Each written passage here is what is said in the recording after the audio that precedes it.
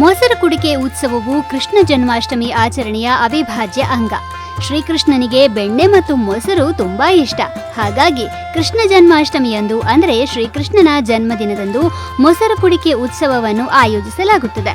ದೇಶಾದ್ಯಂತ ಆಚರಿಸಲ್ಪಡುವ ಈ ಉತ್ಸವಕ್ಕೆ ಆಯಾಯ ಸ್ಥಳಕ್ಕೆ ಅನುಗುಣವಾಗಿ ಒಂದೊಂದು ಹೆಸರನ್ನ ಇಡಲಾಗಿದೆ. ಉತ್ತರ ಭಾರತದ ಕಡೆ ಇದನ್ನು ದಹಿ ಹಂಡಿ ಎಂದು ಕರೆಯಲಾಗುತ್ತದೆ. ಈ ಉತ್ಸವದಲ್ಲಿ ಭಾಗವಹಿಸುವವರು ಒಟ್ಟಾಗಿ ಬಲವಾದ ಮಾನವ ಪಿರಮಿಡ್ ಅನ್ನು ರೂಪಿಸುತ್ತಾರೆ. ಗುಂಪಿನಿಂದ ಒಬ್ಬ ವ್ಯಕ್ತಿಯು ಕುಡಿಕೆಯನ್ನು ತಲುಪಲು ಮೇಲಕ್ಕೆ ಏರುತ್ತಾನೆ.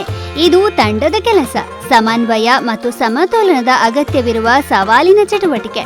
ಕುಡಿಕೆಯನ್ನು ಒಡೆಯುವುದು ಶ್ರೀಕೃಷ್ಣನ ತಮಾಷೆಯ ಮತ್ತು ಚೇಷ್ಟೆಯ ಸ್ವಭಾವವನ್ನು ಸಂಕೇತಿಸುತ್ತದೆ.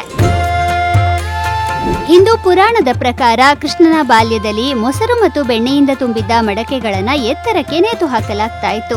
ಪುಟಾಣಿ ಕೃಷ್ಣ ಮತ್ತು ಅವನ ಸ್ನೇಹಿತರು ಅವುಗಳನ್ನು ತಲುಪಲು ಮಾನವ ಪಿರಮಿಡ್ಗಳನ್ನು ರಚಿಸ್ತಾ ಇದ್ದರು. ಈ ಸಂಪ್ರದಾಯವು ನಂತರ ಆಧುನಿಕ ಮೊಸರು ಕುಡಿಕೆ ಉತ್ಸವವಾಗಿ ವಿಕಸನಗೊಂಡಿತು. ಮೊಸರು ಕುಡಿಕೆಯ ಮಹತ್ವವು ಕೇವಲ ವಿನೋದ ಮತ್ತು ಆಟಗಳಿಗೆ ಸೀಮಿತವಾಗಿಲ್ಲ. ಇದು ಏಕತೆ, ತಂಡದ ಕೆಲಸ ಮತ್ತು ಸಹಕಾರದ ಮನೋಭಾವವನ್ನು ಸಂಕೇತಿಸುತ್ತದೆ. ಅಲ್ಲಿ ಭಾಗವಹಿಸುವವರು ಮಾನವ ಪಿರಮಿಡ್ಗಳನ್ನು ರೂಪಿಸಲು ಒಟ್ಟಾಗಿ ಸೇರುತ್ತಾರೆ. ಇದು ಶ್ರೀಕೃಷ್ಣನ ಚೇಷ್ಟೆ ಮತ್ತು ತಮಾಷೆಯ ಸ್ವಭಾವವನ್ನು ನೆನಪಿಸುವುದರ ಜೊತೆಗೆ ಆಚರಣೆಯ ಸಂತೋಷ ಮತ್ತು ಉಲ್ಲಾಸವನ್ನು ನೀಡುತ್ತದೆ.